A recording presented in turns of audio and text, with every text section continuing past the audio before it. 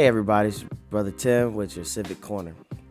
And today we are going to discuss something that we heard if you did watch, and you can always go back and watch um, President Biden's farewell address. He gave us towards the end a stark warning about America turning into an oligarchy, and so that word has been thrown around a lot lately, but it's not a new idea. It's not a new idea at all. So I wanted today to go into kind of what we may be seeing and what Biden definitely brought to the forefront to a lot of our minds. And so an oligarchy, just to go off a basic definition, they're kind of the largest private owners in the country. They possess sufficient political power to influence their own interests, and this is, towards the government. And the owners control multiple businesses, coordinating activities across sectors. So what does this all mean? We've seen a lot of Elon Musk with the new president, former president, now new back in the presidency, and we've seen a lot of our biggest business people really coming to the forefront, giving money to the inauguration, and what have you. And so most people thought that was very alarming, and that's the oligarchic kind of tendencies we're starting to see. A famous example of an oligarchy, in practice, is Russia. You have a supposedly elected person in the name of a president there, Vladimir Putin, but his elections are always 60, 70, 80% that he won and that kind of thing. It's always disputed.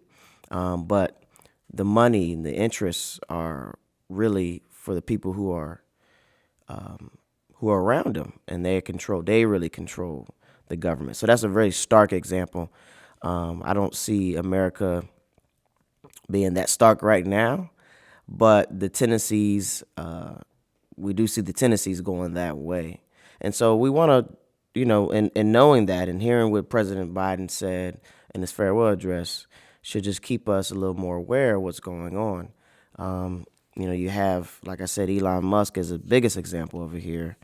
Even all of our tech stars, so to speak, Mark Zuckerberg and Jeff Bezos and some of the bigger CEOs of all the banks and all these very big corporations, because having an outsized influence only lines their pockets and lines the pockets of their businesses.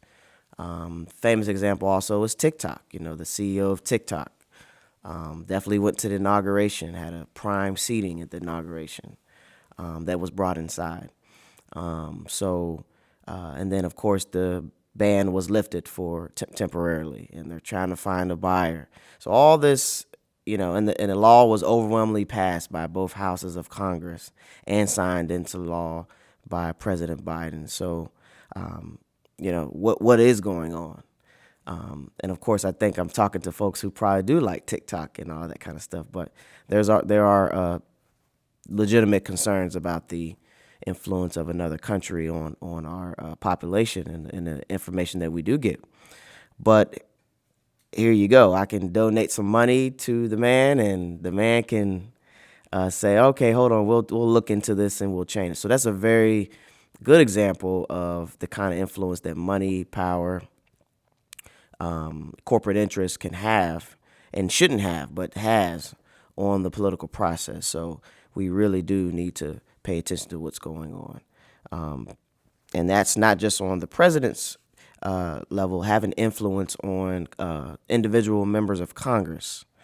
So we need to watch that, because we have a democracy, but it's really a democratic republic where we elect and trust our power of the people in the hands of representatives that we elect to marshal the resources that we give, which is our taxes, into the services that we all expect of our government.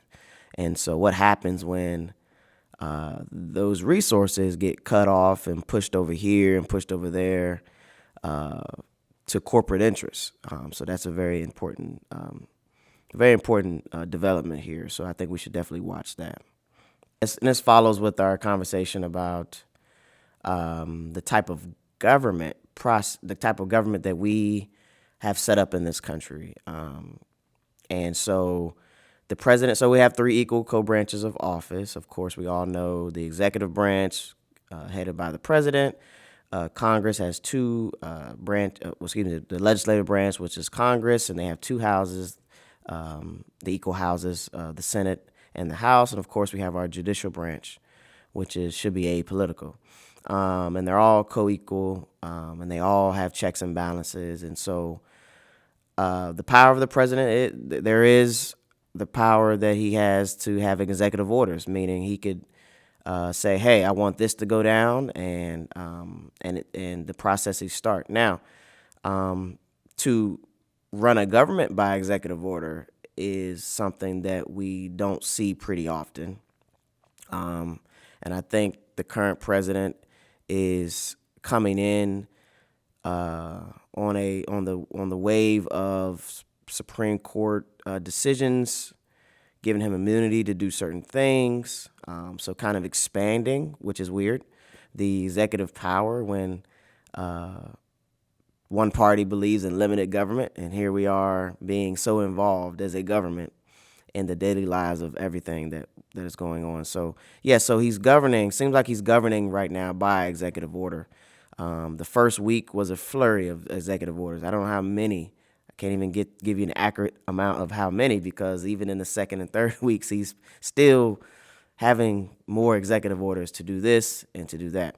So he has the power to do it, but that doesn't mean that it can't be checked in one of the other branches. So like we said in our last episodes, we're dealing with a unified government in that the Republicans control both houses of Congress, and they have the legislative branch, and the Supreme Court is conservative bent 6-3. So a lot of the checks and balances, we don't know how strong that might hold up, and we just have to watch and see. The good thing about the judicial branch, you could be a Republican president or a Democratic president, and you appointed these people for lifetime appointments onto the bench, but they don't have to bend to your will. The one about the executive order kind of trying to get rid of birthright citizenship in this country was automatically challenged and by a judge out in California, a federal judge in California, and it put it on a 14-day pause. But guess what? That judge was appointed by Reagan, who was a Republican, So we have a Reagan-appointed Republican judge bucking another Republican president. So we're only as good as our checks and balances. And so the president can't get rid of the judges. Once they're up there, they have lifetime appointments unless they, do something bad and criminal to get impeached from the bench. They're pretty safe. So that could be and probably is going to be the way that a lot of these executive orders end up. They will end up getting challenged in court, and they will be kind of tied up in the courts until we get something figured out.